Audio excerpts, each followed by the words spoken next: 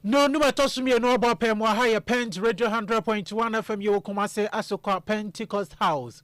And you no number any fracas here, and a brass set me de bromidine, and or hineba nyacom. Nakasemo and Nasi and Yan Fema or Hinere Spices, and I face so or Hinering on Dairy Pardon most and nay, Wabesoya sin baby beer, our wauti and can I or Hinere Nadaruma, and Yadekasiane, a bro baby beer or. You know, technical room on the whole streaming live or Facebook and my DJ Richie one on a streaming live or Facebook and so a day amayen. Nakasianimo and some dia a woman be in ye.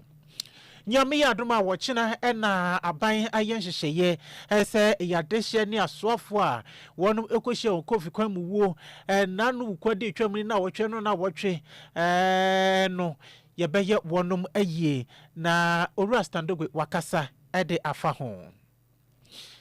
Kani gwemtene di ma NDC amanyuko no ononyamfo samofoso ampofo wose sedia nanka oswafo nya ne ba bi ko ononyamfo Dr. Omane Boama nanka na niso adi hunu pass obese sansrafo adwuma no enye bini nanso nyame enenim dia oye. Ononyamfo Dr. Yawaseduchum wakofa ne forms anase nkrata chese wono so pese ogina na yeto ne so aba na eyeyi a waba be di NPP amanyuko no animodensem atodwa yebebo ede a chiro ewa ha.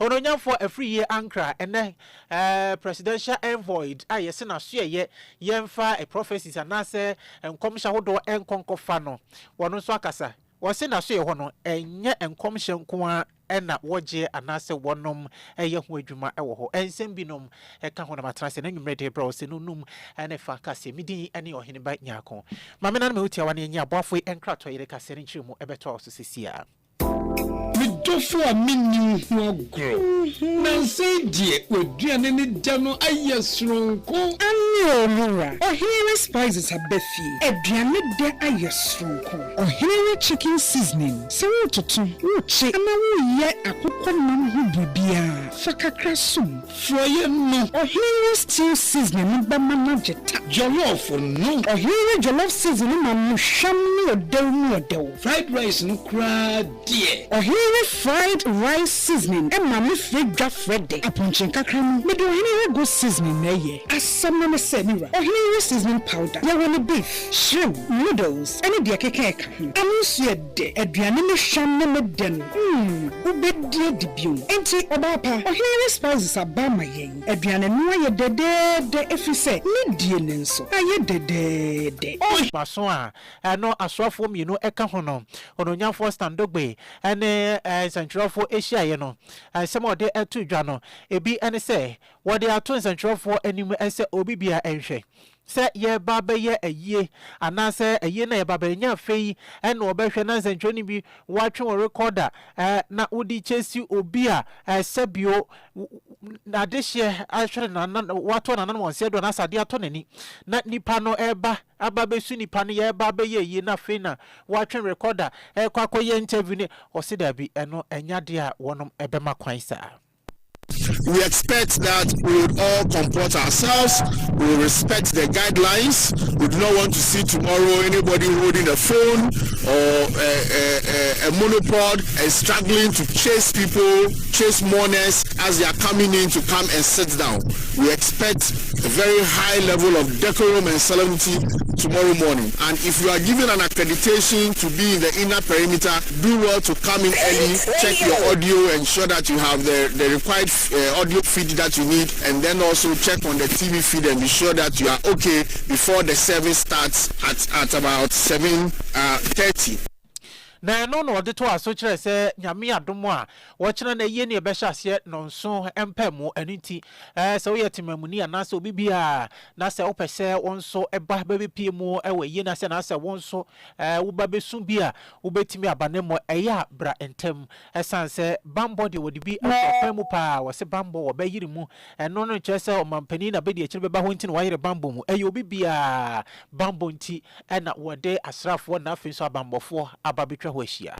As many chairs as we can to accommodate the thousands of people that we expect to join the various families and the government officials here for the service. We are going to label the various canopies appropriately to accommodate those who will be coming. We entreat the public who would want to join us for the service to arrive early and collaborate with the protocol and security officials on ground to assist them to sit. We do not expect people to be crisscrossing the inner perimeter before and during the service. The inner perimeter is going to be locked out to mourners, and the mourners are expected to remain under the canopies for the service. When you come in later today or early tomorrow morning, you will notice the labelings that will be on the various canopies indicating where people are supposed to sit.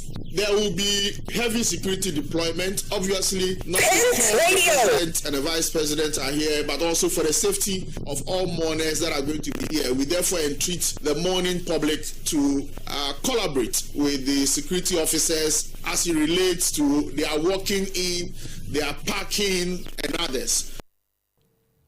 Ano ayo no nyam for Standogbe deputy chief of staff nene ena yete ye no kane dwomtane de ma NDC amanyuko no ayo no nyam for sama ofosu ampofo wode atudwa ama na kire enkitawudi a wone kane osofo hwe bambon sam so ono nyam for Edward ma ne bo ma anya ye ansana akwanhyei babesi na ebra wone sentwafo kasa no chese na papa no ni sodi hunu kase pa de ma asrafo dom no waso woni ni din koma hu se opese was asrafo dom adwuma ko nani kra wose wode to nani ma kire se nipa ye ba be fa wonom e de awru asrafo dom no no ye hwe so mu nyina wonom se wonom fata dia wo mu dada wo hia atenete na se training e wose ye de ma no obi ho no mo a nanka wa qualify si ebetimi afa na nso yese ma sana se we say ye mani panisa nkotro said de be nipa ne beba no na chese wo sefata na ni nyina mu no no wo chese na eda na koma so pa no woni so di hunu kase pa edema asrafo na afenso bambo adwumaku no. That was the last time almost 45 minutes to 1 hour engagement. And then I saw his deep passion for the country, how he wanted to change the face of the military, the defense ministry, and other things that he wanted to do to support the party and make sure say party manso any budget, including recruitment and then the number of people or person or recruit them, and then the caliber of people, and then the insistence that the right thing must be done. And he was telling me, look, your person military funding to my prefer the recruitment and merit, people must enter meritoriously. But yeah, mom, now baby or a bit more etosin, young can be for sure. You bet me more vacam, say be the English must be there now over say be a baby no, she said, Ninja, son of our independent bar, or bar, or all the qualification. Now, military discipline, military no so. At me, a kind of image, I'm saying, for now. Na eno eye ononyamfo samo ofosu ampofo a kane no edwumtrene edema NDC amanyuku no enei wono eye board chairman edema kokobod sa ensonso na okono eye aban atena ye kase mu ono sonso a owodi bre wo ho no se wono eye aban futufu advisor edema office of the president eno sonso eka ne de ho policy advisor ma yentoa so na memfa wo enwremu na ononyafo Samuel Kujeto Black wa no eye Ghana so afọ wo hwe amanone ensem eso ene wono so apia bonten no pie ye na chese cabinet meeting ase ya na ofiri a wo chese wonom ene omampani mahama ekokodi nhyiamu epie ya ene ode tudwa se omampani ani abre pa se krodom ese galamse party obetu sesa esa ebi ensida wo se okon a yenhu bida na emudo ena omampani ashasi anase wode asi na jise wobetu pa we or say unprecedented. I can confirm to you that you are going to see a fight that has never been witnessed in this country. President Mahama is going to lead a very ruthless and relentless campaign against Galamsey. He has not minced words at all. We had a brief cabinet meeting earlier today, and the president was very clear. There was no ambiguity that he will be leading a war that we have never seen to deal with this canker, this existential threat once and for all. No ye ononyafo Samuel Kujeto Black was once and for all na chese okun a ye ba betu sisapa ye betu ama ase atu Ghana Journalists Association so kobo anan ewo asrafo dom no wonom asoye ye nra ma na chese na wotwe eni a atore nchem eto oman no na seto ye asrafo dom no na ne nyinam no wokoye no na president edema Ghana Journalists Association Ura Albert Junfo ede eto ye chief of defense staff enim ese no kwasem wo ma wonum nyina yakọ na ade esi ye nyo omonko a ene to wom Ghana nyina to abese no and in tonight, Omina and Yesu, what I say, and Central Fonso abo homoden, na one musun so yempenifo a wodi the rubo edwuma ko nanim no what they are to kuma Hanas and Central Fonim as and simbo on mamoka munhwe nie emfoni bi wona mu yi a eno sonso munhwe nie ni nyina no aboa enti and Central for yenso ye ne asrafo yi enyina enesu. We are here this afternoon to first of all commiserate with the Ghana Armed Forces, those very soft, on the unfortunate tragic event that occurred last week. Today is exactly a week when Ghana was declared Black Wednesday. We are here to extend our heartfelt condolences from the AP fraternity to your yourself and to the military command, and also to the whole country. We are so saddened that very Wednesday to hear such news after I've spoken to our DSS well, just about 30 minutes. We were almost close to making an appointment with you to meet with you the next day when the news hit us. Enjoy the people of this country, Ghana, to mourn our heroes. I'm also here to let you know that we just didn't end there. We have also come out publicly to acknowledge our members, encourage them to be circumspect in their reportage, to attach some decency to whatever they put out there. Because in times like this is a very sensitive period where if you don't take care, the information you put out there will rather cause more harm than good. Ghana Journalists Association Jom Tinani President Metre Ononyafo and that's Ura Albert Kobna Junfo. Mame fa wo ento so na yemura ensem foforo mu ne ensem remo akogalam se ensem ya emo Dr. Ashibe Ken Ashibe wono convener edema anti galamse coalition Dr. Kenneth Ashibe eno no wono so akasa na ne kasa ye no wo sere aban ne titiro oman pani ese onye hwehwemu MMDC sanasa aban krache empanifo hanasa aban krache empanifo mansin krache fo and afin so posi adwumako no emu mpanifo obi bia wo di brebi wo man mu nasa nensa ehye nasa nensa ewo galamse nsem no sanipa no yenyina di wo si yenyina di kura efemfiri the office nasa adwuma na wo ye no no ebeka ho me yetimi akon ede etia galamse we Dr. Kenneth Ashibe.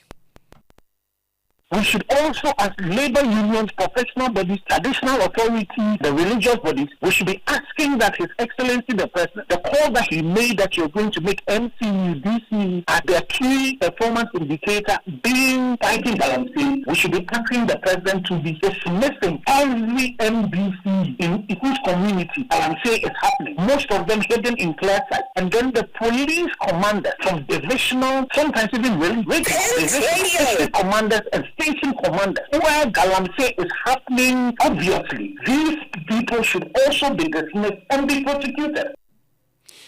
Na eno Dr. Kenneth Ashibe wano convener coalition against galamsey nene ena wote ye no. Ono nyamfo Elvis Afriye Ankara wono presidential envoy de ene yesena tena ye ena se obi enya nkomhye bi a wonfa enko na ene sentralfo body apin no wo chese no kwasem woni ye kasei nkomhye bi aba beto na pono so pa bi say dodo be say oha wose ye bro ha ahanu wose ye bro ha yes ebeduru ahenum osi o de mempese me de figure bi ebetu dwa na mmom no na me no kasei ye wo adifo bi a wonum de nkomhye pa abre ya babeto ya pono so a ye doso mi ye babehwe hanase ye hwe ni nyina na de wose ye tuso anamo ye betuso anamo de wose ye botugo ye beboto agu na emo amanfo entie ni ye se matena ye hono no enye nkomhye na se prophecies nkwa na ye se imenya ho adwuma da bi me ye adwuma bebre me office na nkasa no by krompo ansana BBC ye eba besie. We are giving you the opportunity so that if there's a need for us to do something about it, then we will do it. Plenty. Oh my goodness. No, there's somebody who is a dedicated volunteer who is, then, I don't want to, but it's plenty. Believe, it should be more. Like I said, I don't want to play the numbers game. But what I'm saying is that by and large, 70-80% is no substance. Okay, then we look at the rest, the 20%, and then you sift through, and maybe 2-3-5% may deserve some further. So it's not a full-time job or office that has been set up solely to receive prophecies. That's not how it works. The office has multiple duties. We collaborate with ECOWAS, we collaborate with African Union, we collaborate with the UN, and locally with all the various faith bodies, not even just Christians as well. Eno ononyamfo Elvis Afriye Ankara wono ena chere ensem ni mo no wono aso ye ene yesese obi unya nkomhye bi anase nyankopon bibi kire wa tuso na mo na fakọ nyeso obegina montia no akeka bia sei mama mehumi ya sei besi o na chese da bi fakokodo ono nene ena yete ye no. Na ene ononyamfo Dr. Yawose Aduchum no na kane no ye osofo a wohwe homasua ensem so ene wono so akwakofa ne nkrata ewo NPP amanyuko na tana yekese ye won kran a ene so ema ne kwan so betimi agina na yato ne so aba ye genu boso ne da etwato na se NPP amanyuko no wono agini tumu a waba be frankatuni edema amanyuko no na ebra akwakofa nkrata no no odetu dwa HSA owa rehemu mapa se obedi enkunim na ono sunsu betimi agina anase wono enipo betimi agina na wode nkabomu aba amanyuko nim se de be amanyuko no betimi edi nkunim afimpinu ene adunu enwotwe abatomu.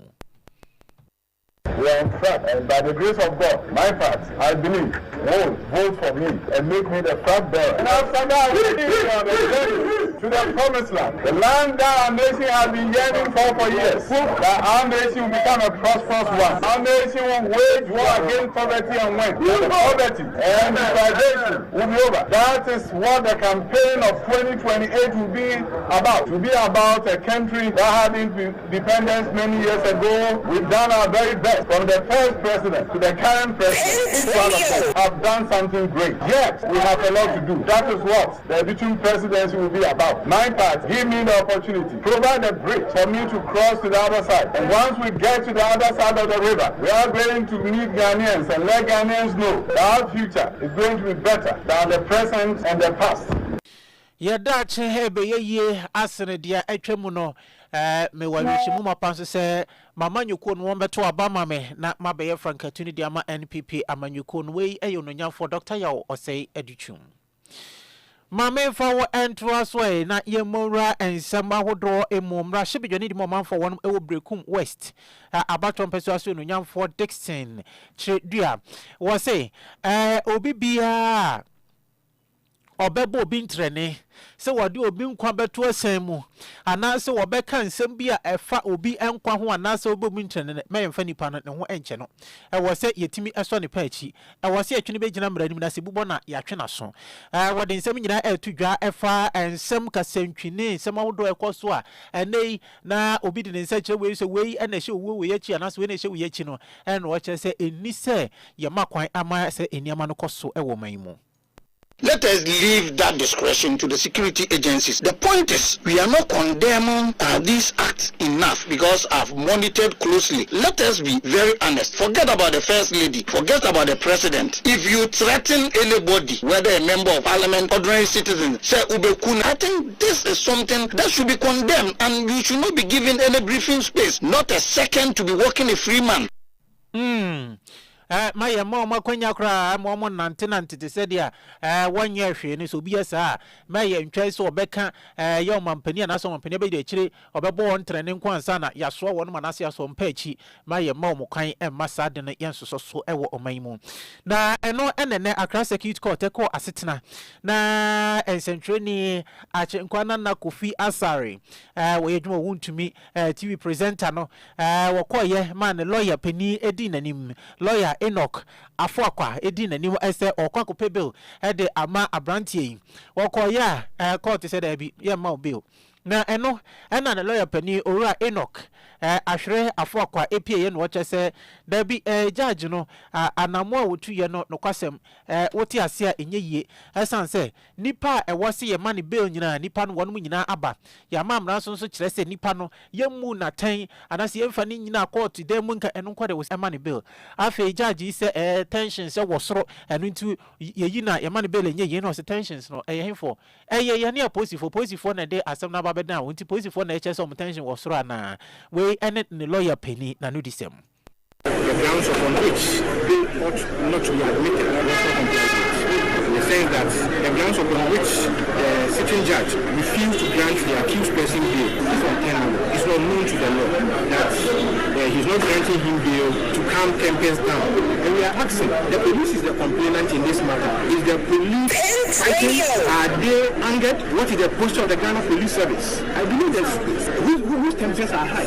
So these are the questions that you need to ask. Because when you clearly read Section 96(5) and Section 96(6), it states clearly that the court must admit a person to bail on the grounds that the accused person will appear to stand trial. Anytime, any day that the accused person is called upon to appear to stand trial, and the grounds upon which the accused person, the court must grant the person bail is that the person must have a fixed place of abode in the Republic where he can be located. The person must have sureties who have sufficient and substantial means of proving integrity and the right. And I noted to the court that Mr. Benedict Chibo Siakon is a man of substance and sufficient means with proven integrity, who is also the shareholder of Unto Media, present in court and willing to stand as surety for him. Mr. Gordon Asare-Bediako, a renowned broadcast journalist, was also in court and is also willing to post bail for the accused person. Upon all this and others, the court did not find favor in all this. We munyina court no anye nani so wanya yibia ewo ma na ma bante ni bail na eno o chese wona ne client ni o makasa ya de a wonom e ba be foro atwede no no o makosoro enti wonom e ba be ko high court na wonom akọ pre attention ne any bail e wo honom. The provisions ascribed in law, in plain language, and the language of the court is that the court is refusing to grant him bail on the point that calm tempers down. Who is the complainant in this matter? So the Ghana Police Service ought to issue a statement telling us where their tempers are, because they are the complainant in this matter. If the police that will use our taxpayers' money to pay is telling us that their tempers are high as a result of a statement made by a broadcast journalist, of which we have not gone into the substance of the matter before the court. We have not. They have not said that with any disclosures. They have not indicated to us that they are proceeding with trial, of which they have served us with disclosures, as ascribed by the Supreme Court in the Republic versus Masuboni case. So trial has not commenced. So going into the merit of the case amounts to a miscarriage of justice, and the court did so. And that I have spoken with my clients, and we are minded to proceed. Climb a step further to the High Court to ensure that justice is administered in accordance with law. Yo, no ya chenkwana na Kofi Asare ne lawyer penny wedi nanim eno no ne lawyer penny lawyer fo akwane ne na wote ye no ma memfa ho enwura na yenkopie mo ewo Doma West. Emrashe be jani di mama for wonom ewo Doma West about on pesuaso yo no nyamfo Vincent Opon Asamoah. Ono nyamfo Vincent Opon Asamoah was sanso so your board member at the Makoko board. Papa idi atu mabu anim se koku ya wo eye papa ehu hia pa anti mabu enfo ho enhyem. Wasi ene se also to koku asase na wode akwakwaje abubo ye na so de akwakwaji sika. Wentimi ahwe sika no hye na sika no hyepe eno ano no wanim ni wachi. bibia ahye nanso ne se otimi nya kokofuo e de si wana se otimi hwe kokoo na wo ye ne yi a kokoo na ya afebo entimabu mo fam ho enhyem Track of Japan, gold media, Minister of the Bar, the same rabbit to gold, and yeah, you know to cook no matter. Sikara, the man went man who's can have life one. Bakoko, did this one on in the coast, Bakoko, or the same school, still I would not have seen this Coco. So Coco near Japan number 1. It's would be banned by that, so yeah, Snakoko saying, Abu Fonafua, yeah, Yababet Nufi, now to Tragani, and Sunday, their mamma for Munka. Tragani, I say, and I pay Yabrabunino, it is. Se maburu do na abusia wo nsase ewo kokum kwadu mo lobem ye won nsase wo ho no aban no abie ni nsem se obe support go kwakuafo ye do ye be ma o siblings no dia ye be ma onro bibia e wo se wiye bia ne ye be boa within the next 3-4 years that's why kuku farmer uban grand ntam ba no some young guys bi omugo omoyo maje so be kuku wo firi okra Ozi ura koko foma wankasa hwe a ompese obefiri ho no na no wo che se enei abanye ti akonwa so entumu koko ntumu a wode ba ye omanfo ye dede no wo kirikirem se wode to enedie yi ebo ewo adwaman so wode to kanedie no ho a na che se otimu se kanedie no enkaye na ka bo se o ma mo hwe enne won mabo ho mode won bo hye no on modi so companies to Coco, so more margins. And cars now for Coco, any comport. You know, more expenses now, so 70%. Let's say 30%, and you take care of all those expenses. And it's already in MPK administration. Or more, sick out of first year, second year, third year, or man trying to Coco price, they couldn't. It's almost started to last one, we'll give you 3,100 Ghana cedis per back. But in terms of ton, 3,100. $100 per ton. Then 16 bucks with $3,100. But some of that cool. That grand city no, and I'm saying more than no from 16 cities. I mean, so all the 16 cities now they multiply 3,100. We have 49,600 Ghana cities. It would divide it by 19.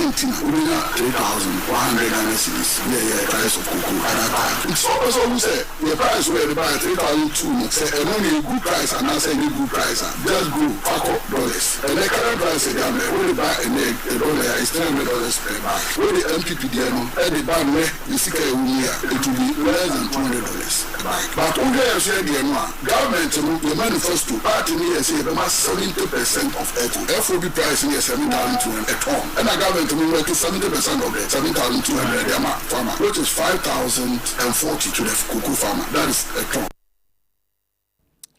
Na chese eno eye enchiremu a wode ebaye yede arewo seme ebe sore afisem eso ye nya ntie se tipa track bia eno eso anwea ewo asuoko na ye ka asuoko ya na chese ye kwa kopie mu ewo eye atifi fam wono mo na se water region oti region wono mo na sapa water oti region one more for tank bia eno eso eye fanwo na shenkani no walusu control ama ene henam so ama track no atwi ediafa edwam omanfo so make say nipa enan de one ma hwere one mo nkwana so one ma to nananom ewo ensiedo ama nipa edu enan so na one mo eprepra emu ode ewo asuoko a eno ewo oti mantem no emu ye ko wie kaze ne ewo obi man so ye kwa amano ne ensemu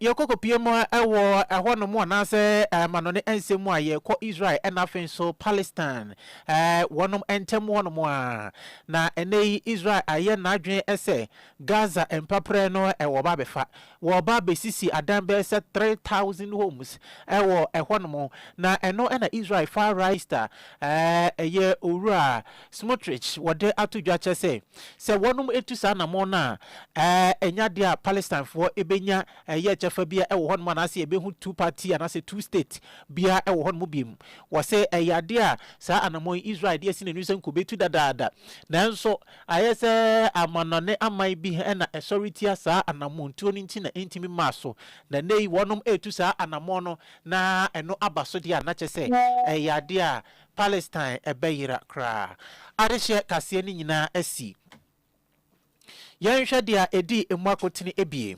Nyame eya adoma wochina ena mpanifo de nhye akwan mu ese yebeye aye ene awufo som ede ama adehye ene asofo a wonum kohwere wonum kwa wo aeroplane bomframa ekwatehweye na no ukwada na wotwe etwe mu no na enoa emu ena wode nhyehyɛ na to dwa kyɛ sɛ wɔmpɛsɛ obi nsɛntwerɛfoɔ sɛ obi ba a nisuo wɔ nanim obi abusuani a wɔba besu ne de hyɛ na afei ne yɛde mobile phone ne camera di n'akyi sɛ brabe interview yɛsrɛ dabi ɛnyɛ saa na de no ɛtie ɔnonyamfoɔ ɔsɛ adutwum wakɔ akɔfa ne form sɛ nyame yɛ adom a ɔno nso gyina yɛnto ne soba no mitu franka ɛmfɛma ne pp amanyukuo no na nsɛm binom kama na mrɛ so ne anwummerɛ yi ɛnaseɛ ɛnkɔma DJ Richie wɔn na streaming live wɔ Facebook ɛde ma yɛn saa nso ɛna ɔhenere spices and I think so on Henry on dairy powdered milk. Or no, a facasia hooker, a no one be the goofy, a babo ama a nije about you one madama and a decasene bro, me saw me tenacity bro me ding and ne or henny bat nyako. I don't be any hour channel or by sign at and cabu, my crowd. Pent Radio 100.1. Me do for a minu who grow.